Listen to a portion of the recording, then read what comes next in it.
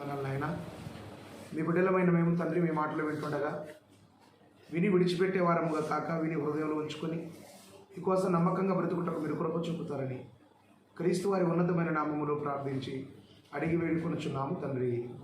ఆమె ప్రభునందు ప్రియులారా, చేరికుడి వచ్చిన అందరికీ యేసుక్రీస్తు నామమున వందనాలు చెల్లిస్తున్నాను. సరే, ఈ యొక్క దినాన్న పరిశుద్ధ గ్రంథంలో నుండి ఒక చక్కటి విషయాన్ని గురించి మనం ధ్యానం చేద్దాం. ఈరోజు మనం ధ్యానం చేయబోయే ముఖ్యాంశము నూర్చెడి ఎద్దుకు చిక్కమా, లేదా కళ్ళము తొక్కే ఎద్దుకు చిక్కము న్యాయమా. నూర్చెడి ఎద్దుకు చిక్కమా, కళ్ళము తొక్కుచున్న ఎద్దుకు చిక్కము న్యాయమా. ఏదైనా రాసుకోండి రెండు. ప్రభునందు ప్రియులారా, ఇక్కడ మనం గమనిస్తే, ఇక్కడ మనం ఆలోచిస్తే, మరి కళ్ళము, ఎద్దు, చిక్కము ఏమన్నాయండి? కళ్ళము, ఎద్దు, చిక్కము ఇవన్నీ ఎక్కడ కనబడతాయి? ఇవన్నీ ఎక్కడ కనబడతాయి అంటే, సర్వసాధారణంగా మనం ఆలోచన చేస్తే ప్రియులారా, ఇవన్నీ ఒక రైతు దగ్గర కనిపిస్తాయి. ఎవరి దగ్గర అండి? ఒక రైతు దగ్గర కనిపించేవే,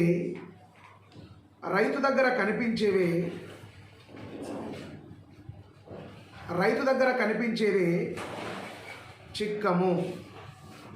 రైతు దగ్గర కనిపించేదే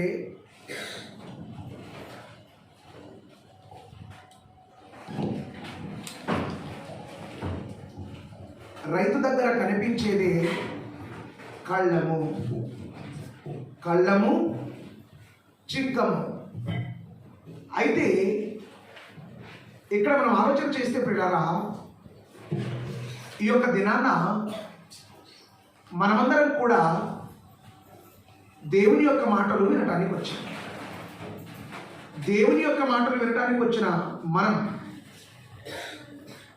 ఏంటి తెలుసుకోవాల్సింది, ఏంటి చేయవలసింది అని మనం ఆలోచన చేస్తే ప్రియులారా, ఎద్దుల గురించి, చిక్కాల గురించి మనం తెలుసుకోవడానికి ఇక్కడికి రాలేదు.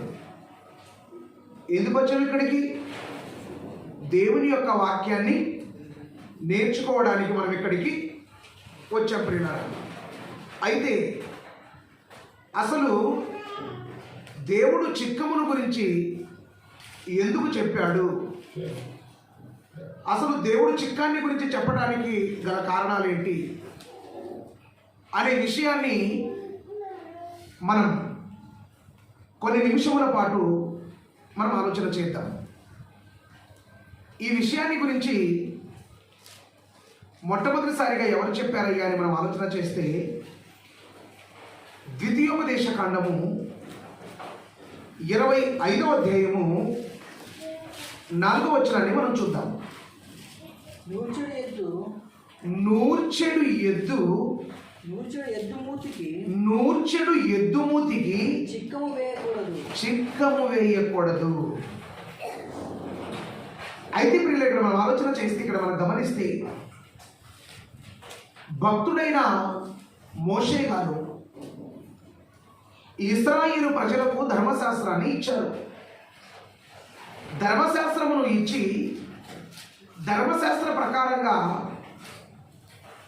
నూర్చెడు ఎద్దు అంటే కళ్ళము తొక్కే ఎద్దు, పని చేసే ఎద్దు, యజమానికి ఆదాయం తెచ్చిపెట్టే ఎద్దు. నూర్చెడి ఎద్దుకు చిక్కము వేయకూడదు. నూర్చెడి ఎద్దుకు, పనిచేసే ఎద్దుకు చిక్కము వద్దు అంటున్నాడు. ఎవరు? భక్తుడైన మోషే గారు. ప్రియులారా, ఎద్దుకు చిక్కం వద్దు అని మోషే గారు అంటే అదే విషయాన్ని అపొస్తలుడైన పౌలు గారు సంఘముతో కూడా ఒక మాట చెప్తున్నాడు. మనం చూద్దాం ఒకసారి ఆ మాటను మనం చూద్దాం.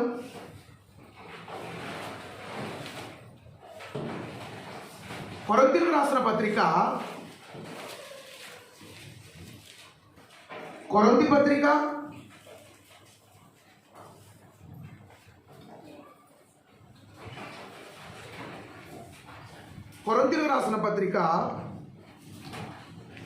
9వ అధ్యాయము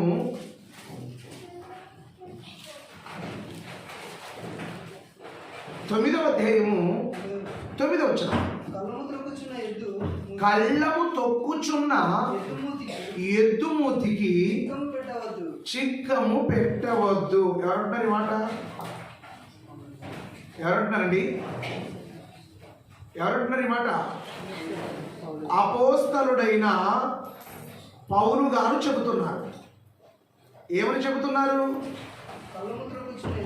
కళ్ళము త్రొక్కుచున్న ఎద్దుమూతికి చిక్కము పెట్టవద్దు. ఏం పెట్టకూడదు?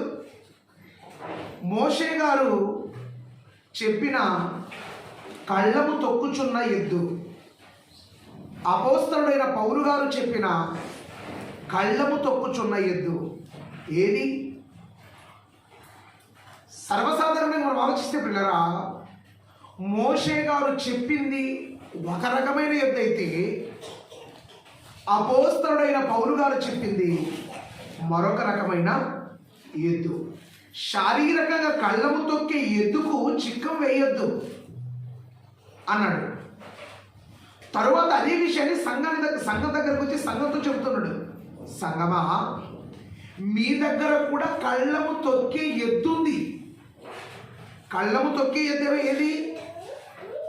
కళ్ళము తొక్కే ఎద్దుకు మీరు చిక్కం వేయకండి, మీరు చిక్కం పెట్టకండి, మీరు చిక్కం పెట్టకూడదు అని అంటున్నాడు. కారణం ఎందుకు పెట్టకూడదు అంటున్నాడు అని మనం ఒకసారి చూస్తే పిల్లరా, అదే కొరింథీయులకు రాసిన పత్రిక, కొరింథీ పత్రిక 9వ అధ్యాయం 7వ వచనం. ఎవడైనా తన సొంత ఖర్చు పెట్టుకొని దండులో కొలువు చేయునా, ద్రాక్ష తోట వేసి దాని ఫలము తినని వాడేవాడు, మందను కాచి మందపాలు త్రాగని వాడేవాడు. అంటే ఇక్కడ మనం ఆలోచన చేస్తే, ఎవడైనా స్వంత ఖర్చు పెట్టుకొని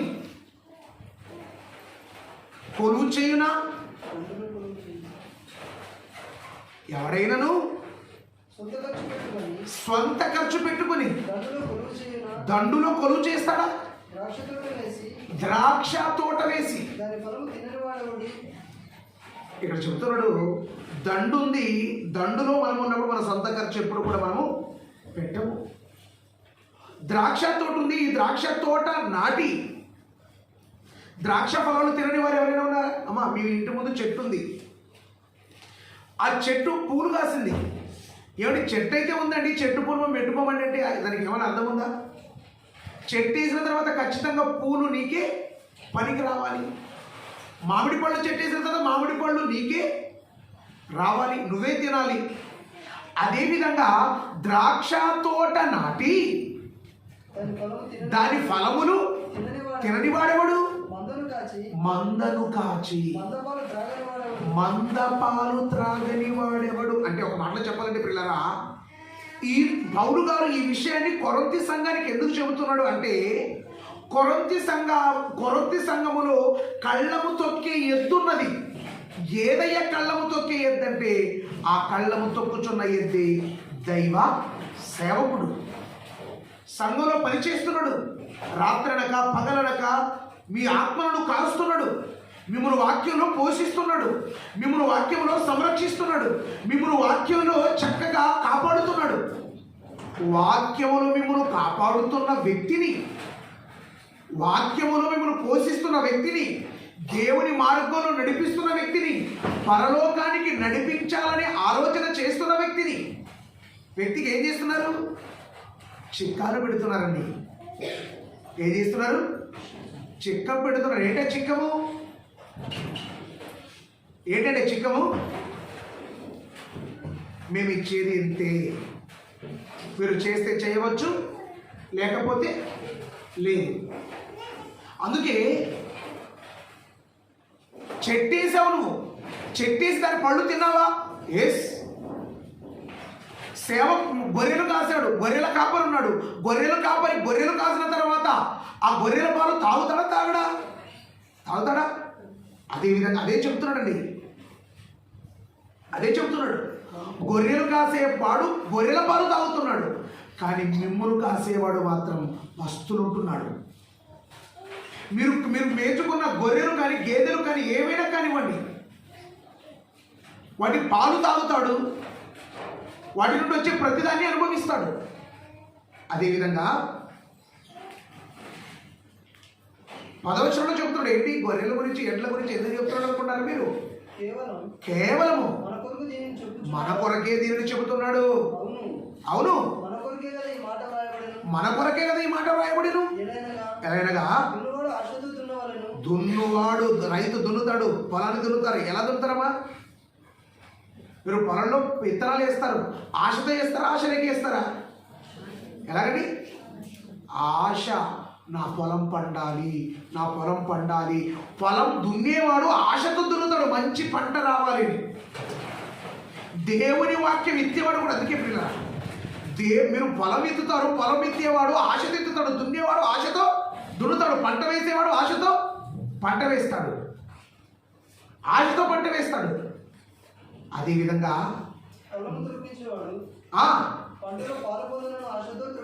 కళ్ళము త్రొక్కించువాడు పంటలో పాలు పొందుతాడని ఆశ. ఆలోచించారు పిల్లల. చెట్టు వేసావా, చెట్టు పళ్ళు నువ్వు తింటావు, గొర్రెలు కాసావు, గొర్రెల పాలు నువ్వు తాగుతావు. అదేవిధంగా దున్నుతున్నావా, ఆశతో దున్నుతున్నావు. అదేవిధంగా పిల్లరా, గొర్రెల కాపరికి గొర్రెల పాలు త్రాగాలని ఆశ ఉంటే, చెట్టేసిన చెట్టు యజమాని దాని పళ్ళు తినాలని ఆశ ఉంటే, పొలం దున్నే వ్యవసాయదారుడు మంచి పంట రావాలనే ఆశతో దున్నితే, దేవుని వాక్యం బోధించేవాడు కూడా, దేవుని యొక్క వాక్యం బోధించే వారికి కూడా అదే ఆశ ఉన్నట్టున్నాడు. చూడండి ఒకసారి తిమోతికి రాసిన రెండవ పత్రిక, 2వ అధ్యాయము, తిమోతికి రాసిన 2వ పత్రిక 2వ అధ్యాయం 6వ వచనం. పాటుపడిన వ్యవసాయకుడే మొదట ఫలములలో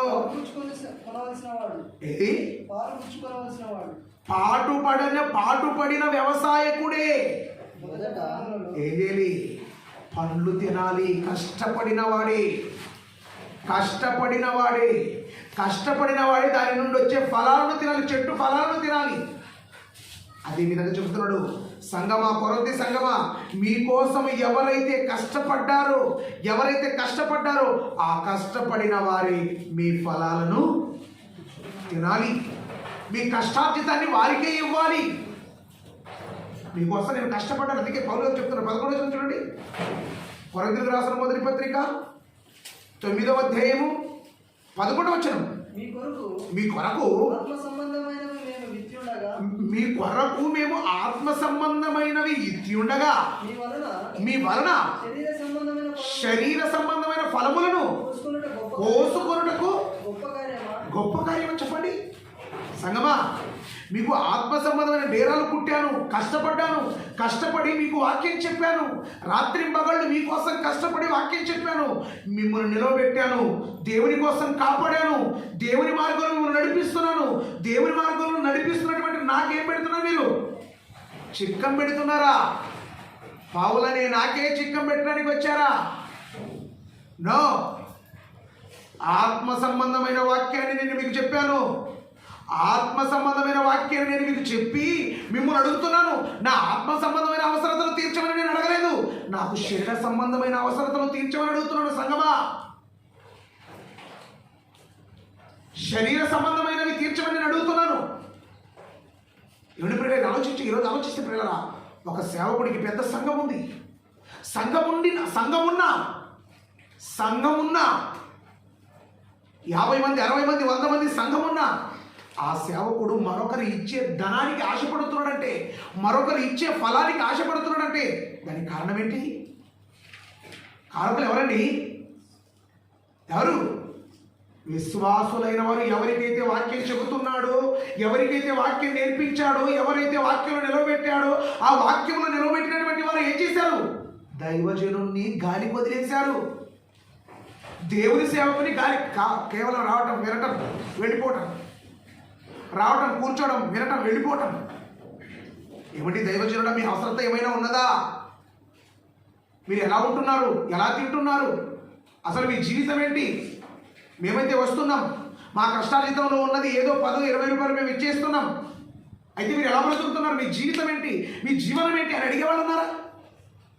లేరు బిడ్డారా, లేరు. అడిగేవాళ్ళు లేకుండా మరి ఏం చేస్తారు తెలుసా? ఆయనకి ఏం తక్కువ అండి. ఎవరికి నువ్వు పనిచేసిన డబ్బాలని నీ దగ్గర పెట్టుకొని మీ నాన్న అన్న వాళ్ళకి మా నాన్నకి ఏం తక్కువ అన్నాడు ఏం చేస్తాడు? చంపు చళ్ళు అనిపిస్తాడు. నువ్వు ఇస్తే నా దగ్గర ఉంటావు నాన్న, నువ్వు ఇవ్వకపోతే నా దగ్గర ఎక్కడివి? అందుకే పౌలు అంటున్నాడు, ఆ కళ్ళము తొక్కే ఎద్దు ఎవరో కాదు, నేనే. పౌలనే నేనే ఆ కళ్ళము తొక్కే ఎద్దు. ఆ కళ్ళము తొక్కే ఎద్దునైనా నాకు మీరు చిక్కమేస్తారా? అయితే ఈ సంగతి గురించి చెప్తున్న సంఘం, ఆ కొరత సంఘం మీరు వినాలి. దైవజనుడైన మోషే గారు మాట్లాడారు. నూర్చెడి ఎద్దుకి చిక్కం వద్దన్నాడు, ఒరిజినల్ ఎద్దు వద్దన్నాడు. ఈరోజు ఆ ఎద్దు దేవుని పొలం. దేవుని పొలం ఏదండి? సంఘమే దేవుని పొలం. సంఘము దేవుని పొలం అయితే వ్యవసాయం చేసే ఎద్దులు ఎవరండి? సేవకులు. వ్యవసాయం చేసే ఎద్దులు సేవకులైతే ఆ సేవకులకే చిక్కం పెడుతున్నారు, చిక్కం పెట్టేశారు. అది అంటున్నాడు పౌలు గారు, మేము మీకు ఆత్మ సంబంధమైనవి ఇత్తి ఉండగా మీ వలన శరీర సంబంధమైన ఫలములు కోసుకొనుట గొప్ప. మీరు ఆలోచించండి. ఏమండి, నేను క్వశ్చన్ చెప్తానండి. పౌలు గారు కొరంతి సంఘాన్ని, కొరంతిలో ఉన్న ప్రజలను పరలోకానికి నడిపించాడు. పరలోకానికి వెళ్ళే మాటలు చెప్పాడు. ఏం చెప్పాడు? ఈయన నిత్య జీవపు మాటలు చెప్పాడు పౌలు గారు. వాళ్ళని అడుగుతున్నాడు, ఈ జీవితానికి కావాల్సినవి నాకు ఇవ్వండి. ఏమన్నాడు?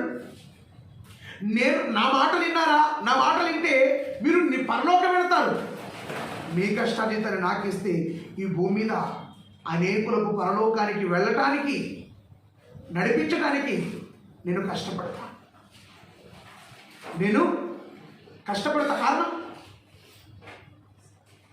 నేను కష్టపడతా, అనేకులను పరలోకానికి నడిపిస్తా. మీరు ఇవ్వలేదా? మీరు ఇవ్వకపోతే మరొకటి పంచకు నేను వెళ్ళాలి, మరొకరిని అడుక్కోవాల్సిన పరిస్థితి ఉంది. అందుకే ప్రియులారా, కళ్ళము తొక్కే ఎద్దుకు చిక్కం అసలు వేయకూడదు. కళ్ళము తొక్కుచున్న ఎద్దుకు చిక్కం పెట్టుట నేరం. దేవుని వాక్యం బోధించి మీ ఆత్మలను కాయచున్న దైవజనుడికి కూడా చిక్కం వేయటం అంతే నేరం. గలతీలకు రాసిన పత్రిక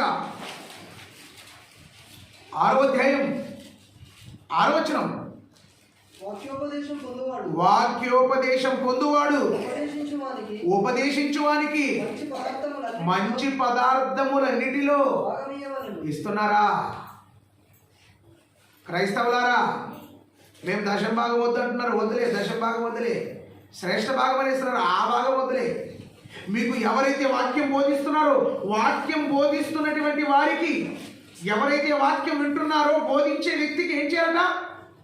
మంచి పదార్థములలో భాగమే ఇవ్వాలంటే ఆయన దైవ కార్యాలు ఏదైతే చేస్తున్నాడో ఆ దైవ కార్యాలకు నీ హస్తమే ఉండాలి, నీ కష్టమే ఉండాలి. వాక్యోపదేశము పొందువాడు ఉపదేశించువానికి మంచి పదార్థాలు ఇవ్వాలి. ఏది మంచి పదార్థం అంటే ఏదండి?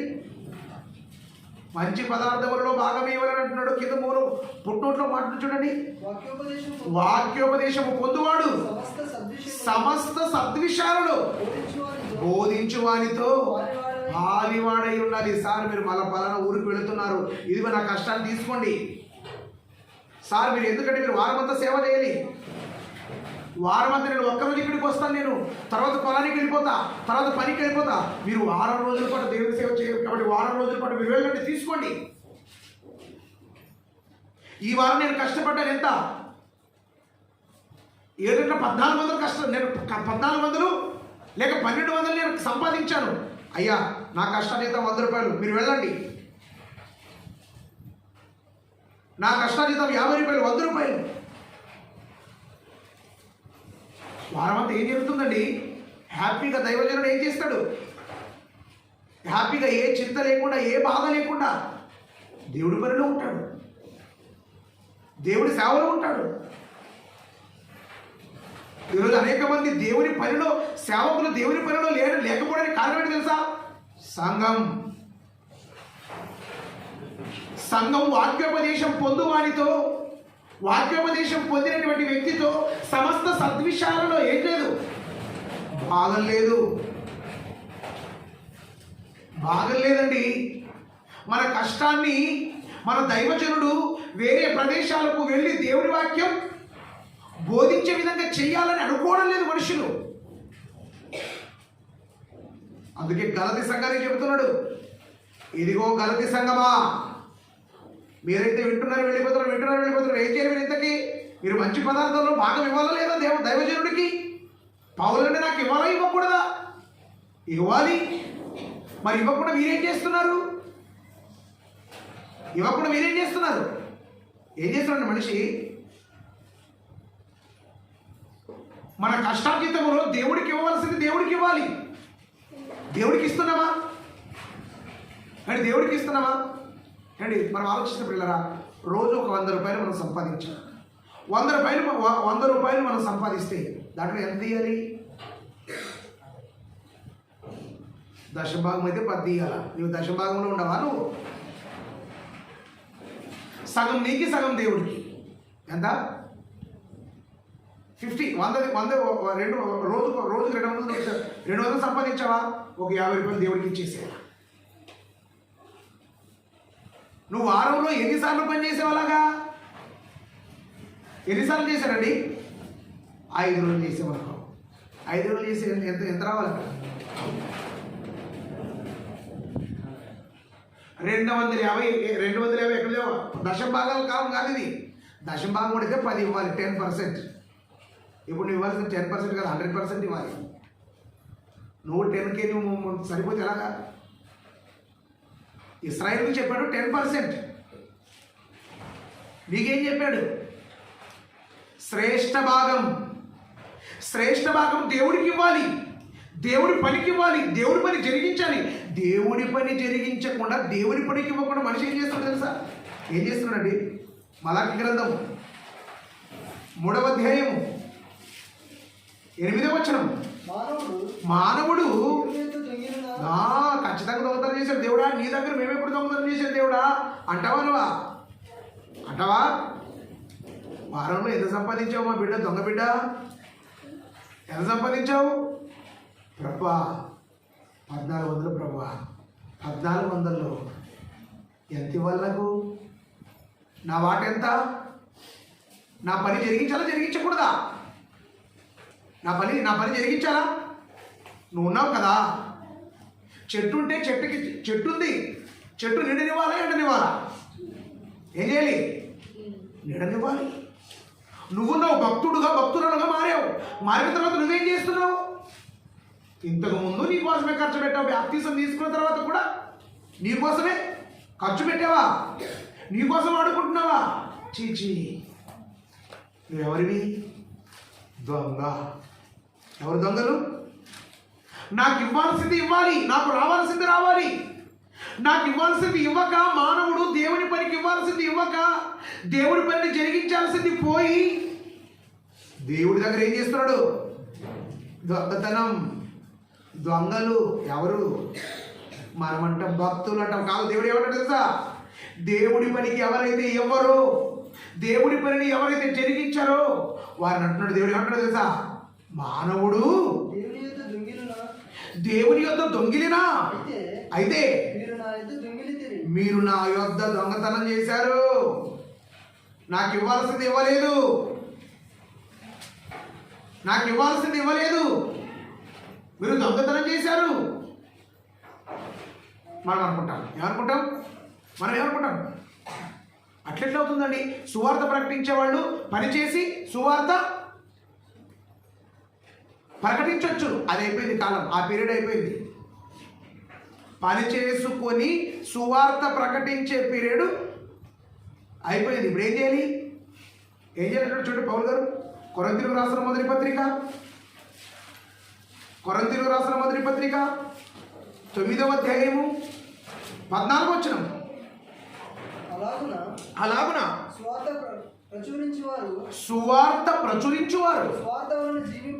ఏం చేయాలి? సువార్త ప్రకటించేవాడు ఎవరి వల్ల బ్రతకాలి? సువార్త వలనే బ్రతకాలి. సువార్త ప్రకటిస్తున్నాడు, వాక్యం చెబుతున్నాడా? వాక్యం చెబుతున్నవాడు ఈ వాక్యం వలనే బ్రతకాలి. వాక్యం వల్ల బ్రతకాలంటే దేవుడు ఏమైనా పైన పడేస్తాడా? సంగమా నీవే పోషించాలి. సంగమా నువ్వే నీ దైవజనుడి చేత పని చేయించాలి. ఎందుకంటే అతను ఎద్దు, నువ్వు ఓనర్. ఎద్దు ఏం చేయాలా? యజమాని ఎక్కడ చెప్తే యజమాని డానా పెడితే డానా తినాలా? ఏం చేయాలా? గుంటకు కడితే గుంటకు బాయాలా, మడకు కడితే మడకు బాయాలా, జంతి పడితే జంతి బాయాలా, పొడవు దొక్కిస్తే అదే పని. యజమాని యజమాని ఎవరో తెలుసా? మీరే. సంఘములో ఉన్నటువంటి ప్రతి ఒక్కరు యజమానులైన మీరు ఏం చేయాలి? సేవకుడు ఒక ఎద్దు అనుకుంటే ఆ సేవకుని ఏం చేయాలి? వాడుకోవాలి. మీకోసం కాదు. ఎవరి కోసం? దేవుడి పనిలో వాడబడేలా చేయాలి. అదేసారి బైబిల్లో ఒక మాట ఉంది. ఏమాట? కొరింథీ పత్రిక 9వ అధ్యాయము 18వ వచనం. అట్లయితే నాకు జీతమేమి? నేను సువార్తను ప్రకటించినప్పుడు సువార్తయందు నాకున్న అధికారమును పూర్ణముగా వినియోగపరచుకొనకుండా సువార్తను అదేంటి సార్? దేవుని వాక్యాన్ని ఉచితంగా ప్రకటించి మన బైబిల్లో ఉంది కదా. నువ్వేంటి చిక్కుం పెట్టద్దు, కష్టార్జితం ఇవ్వాలి, అది ఇవ్వాలి, ఇది చేయాలంటున్నావు కదా. సరే, పౌలు గారు ఏమంటున్నారు? ఉచితంగా మీరు సువార్తను ప్రకటించండి అంటున్నారు. ఉచితంగా పౌలు గారు సువార్తను ప్రకటించండి అని చెప్పినప్పుడు మరి మీరెందుకు ఈ మాట అంటున్నాడంటే, ఎన్ని రోజులు ప్రకటించాడు ఉచితంగా పౌలు గారు? అంతే కదండి. ఉచితంగా పౌలు గారు సువార్త అయితే ప్రకటించారు. 10 మంది అంటున్నారు దుర్మార్గులు, దరిద్రులు. ఏమంటున్నారు తెలుసా? ఏమంటే మీటింగ్ పెడితే ఎంత అవుతుందండి? ఇంత అవుతుంది కాదు సార్. మీటింగ్ చెప్పి వచ్చే వాళ్ళు డబ్బు తీసుకోకూడదు కదా సార్. మరి నడుచుకుంటూ రావాలా? విశాఖపట్నం నుంచి ఇక్కడికి రావాలి, ఎట్లా వస్తావు చెప్పు? ఎలా వస్తావు? ఛార్జ్ ఉండాలా ఉండకూడదా? నీవు ఇచ్చింది వాళ్ళ టికెట్కే సరిపోతుంది తప్ప వాళ్ళకి ఏమి. విశాఖపట్నం నుండి ఇక్కడికి 1200 కిలోమీటర్లు. 1200 కిలోమీటర్లు రావాలంటే ఎంత అవుతుంది? ఊకే ట్రైన్లో పోయి మనకి 2000 ఖర్చు వస్తుంది. ఫ్లైట్లో వచ్చే వాళ్ళకి అప్ అండ్ డౌన్ వచ్చేకొక 15,000, పోయేకొక 15,000, వచ్చేకొక 20, పోయేకి 20, 40,000 అక్కడే. వాళ్ళు ప్రకటించింది వాళ్ళకి జీతంగా వచ్చింది, ఉచితంగానే ప్రకటించారు. వాళ్ళు ఏం చేశారు? ఉచితంగానే. ఎంతకాలం ప్రకటించాడు పౌలు గారు ఉచితంగా? ఎంతకాలం ప్రకటించాడు చూడండి ఒకసారి. ఫిలిప్పీ పత్రిక, ఫిలిప్పీలకు రాసిన పత్రిక 4వ అధ్యాయము 15వ వచనం.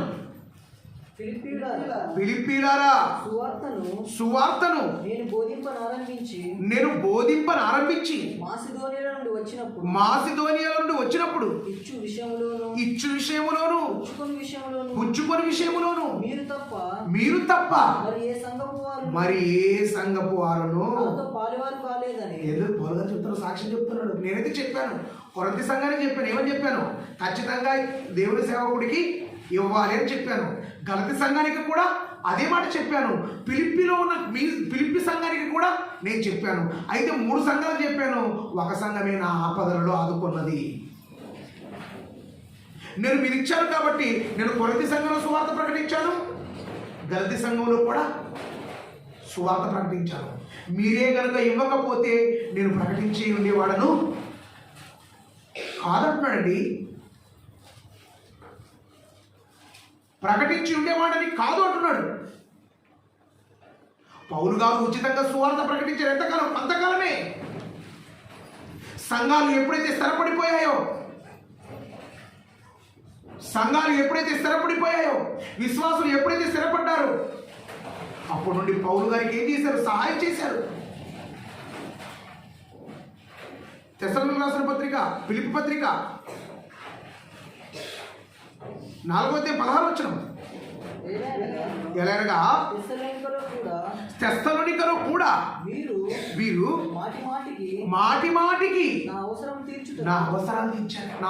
తీర్చుటకు సహాయం చేశారు. ఏమనుకున్నారు తెలుసా పౌలు గారు? అమ్మా ఇలాంటి పని ఉంది, అమ్మా అలాంటి పని ఉంది. అవసరం అంటే సొంత అవసరం జ్వరం వచ్చింది, ఆరోగ్యం బాలేదు దైవజనుడికి. పౌలు గారు అడిగాడు, ఫిలిప్పీ సంఘాన్ని అడిగాడు. ఎవరు అడిగాడు? సంగమా ఇలాంటి ప్రాబ్లం, సంగమా ఇలా నా పరిస్థితి ఇది అని అడిగితే సంఘం ఏం చేసిందట? విసుక్కోలేదండి. ఫిలిప్పీ సంఘం ఏం చేయలేదు? విసుక్కోనకుండా ఏం చేసింది? మాటి మాటికి దైవజనుడి అవసరతను తీర్చింది అంటున్నాడండి. అందుకే ప్రియులారా కింద చూడండి. అలాగే తెస్సలోనికీయులకు రాసిన పత్రిక, తెస్సలోనికీయులకు రాసిన మొదటి పత్రిక 4వ అధ్యాయము 18వ వచనం. కాబట్టి మీరు ఈ మాటల చేత ఒకరినొకడు ఆదరించుకొనుడి.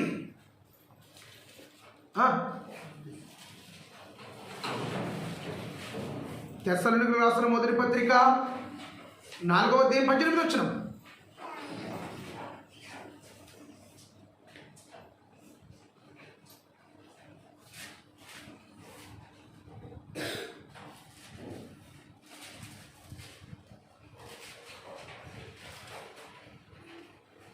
తెస్సలోనికీయులకు రాసిన పత్రిక 4వ అధ్యాయము 18వ వచనం.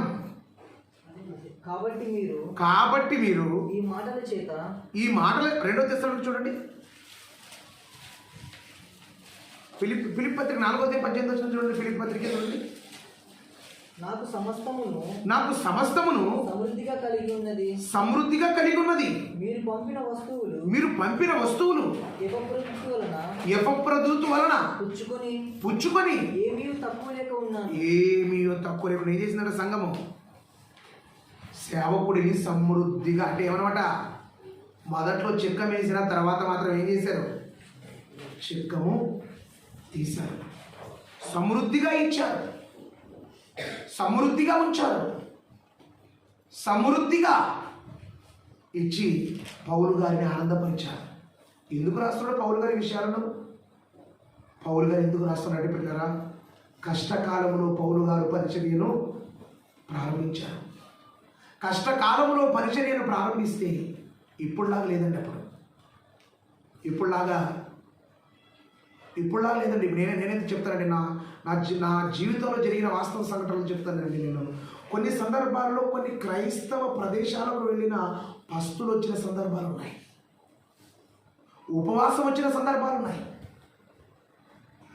ఉపవాసం పడుకున్న సందర్భాలు ఉన్నాయి, కొన్ని సందర్భాలు అయితే ఒక బిస్కెట్ ప్యాకెట్ తిని నిద్రపోయిన సందర్భాలు ఉన్నాయి, మరికొన్ని సందర్భాలు అయితే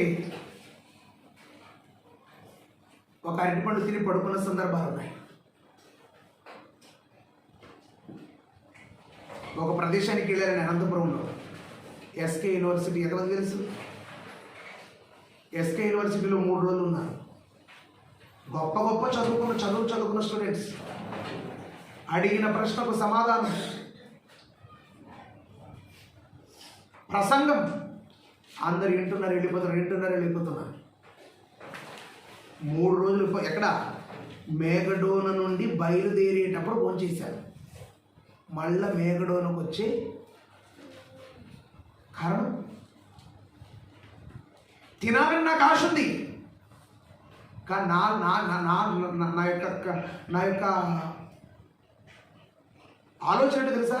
నేను ఎక్కడికైనా వెళ్ళని అప్ అండ్ డౌన్ టికెట్ నా దగ్గర ఉండాలి. ఎక్కడ? రావటానికి పోవటానికి నా దగ్గర ఉంటేనే నా ప్రదేశానికి వెళ్తాను, లేకపోతే ఎవరో ఏదో ఇస్తారని నేను మాత్రం ఎట్టి పరిస్థితుల్లో వెళ్ళాను.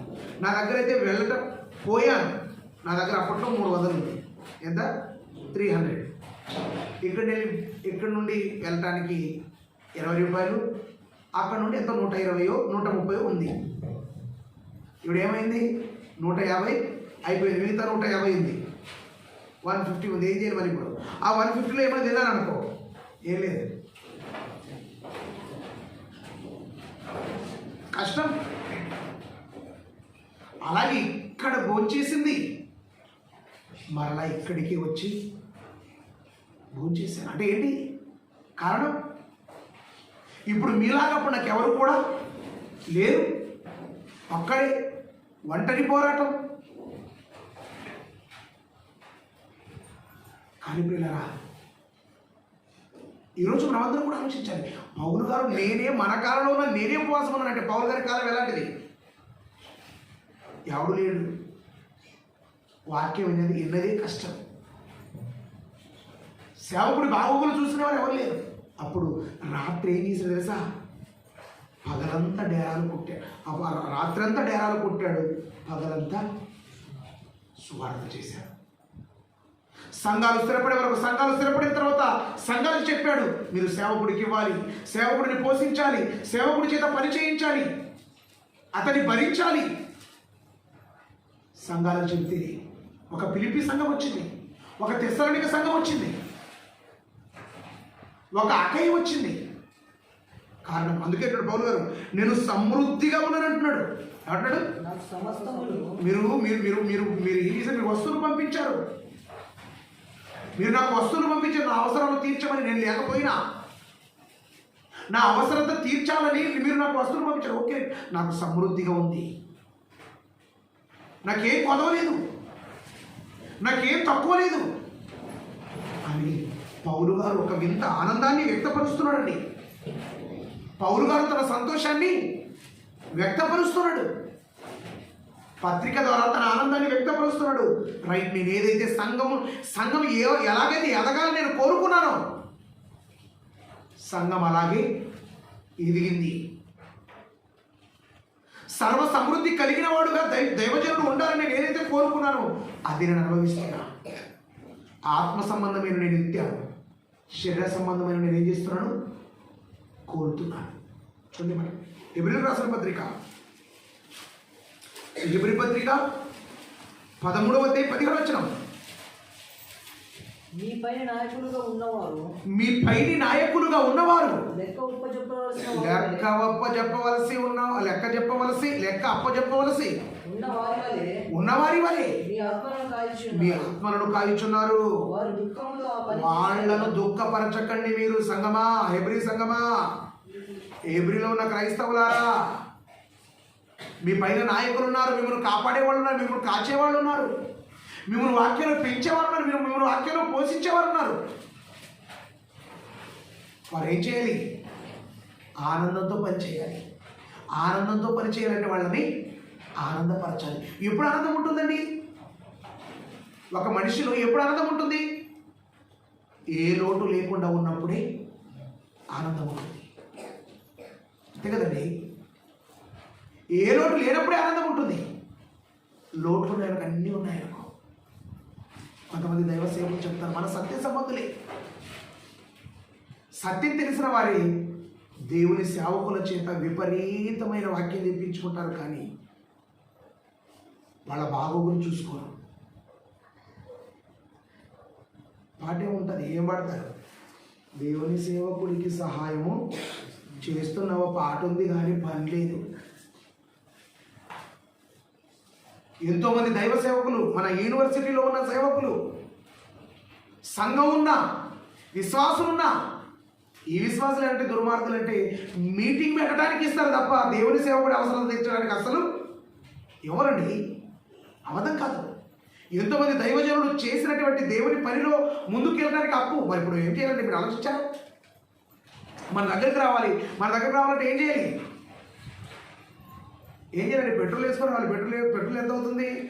200 పెట్రోలు, ఒక 100 రూపాయలు ఖర్చు, 300. ఒక ఊరుకు 300 వేసు. అక్కడ 10 ఊరు తిరిగాడు, 10 ముళ్ళ 30, 3000, 30 ఊరు తిరిగాడు అనుకో,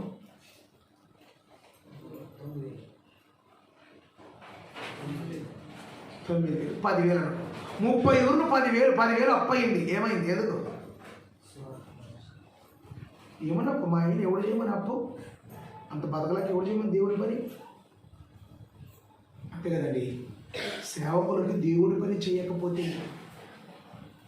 వాళ్ళకు బతుకుంటుందండి. దేవుడి పని చేయాలి, దేవుడి పనిని జరిగించాలి. మీకోసం వాక్యం చెప్పడానికి వచ్చి ఒక దైవజనుడు ఏమైపోయాడు? 10,000 అప్పు. అది వచ్చినప్పుడల్లా 300 ఖర్చు మీరు భరించుంటే ఏమైవాడు దైవజనుడు? అప్పు లేకుండా చక్కగా దేవుని పనిలో మీకోసం వాక్యం చెప్పి పస్తు నుండి అప్పు చేసి ఏమైపోయాడు? మళ్ళా వలసకి వెళ్ళిపోయాడు. వలసకి వెళ్ళిపోతున్నారండి. వలసలకు వెళ్ళిపోతున్నారు. దైవ సేవకులు ఎందుకు వలసలకు వెళ్ళిపోతున్నారు? సంపాదించాలనే ఆశ, కూడబెట్టాలనే ఆశ కాదండి, చేసిన అప్పులు తీర్చుకోవాలనే బాధ.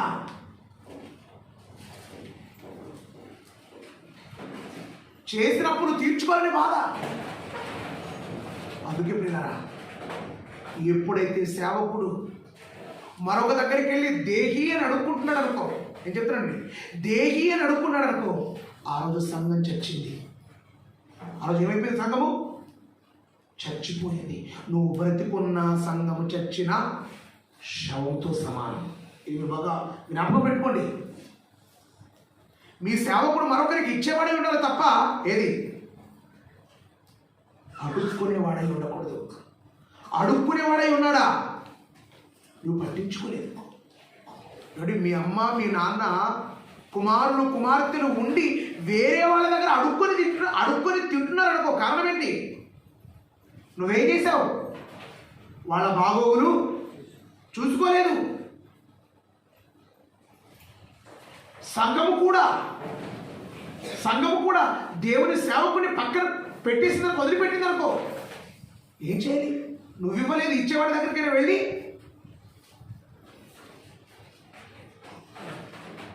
అడుక్కొని రావాలండి. వాడు ఇవ్వకపోతే నీ పని జరగదు. అందుకే పిల్లరా, ఈరోజు ఒక సేవకుడు అడుక్కునే స్థితికి దిగజారిపోయాడంటే దానికి కారణం ఎవరు తెలుసా? సంఘం. ఎలాగండి? మేము ఎలా పోతామండి అంటే, నీ సేవకుడి చిక్క వేసావు నువ్వే.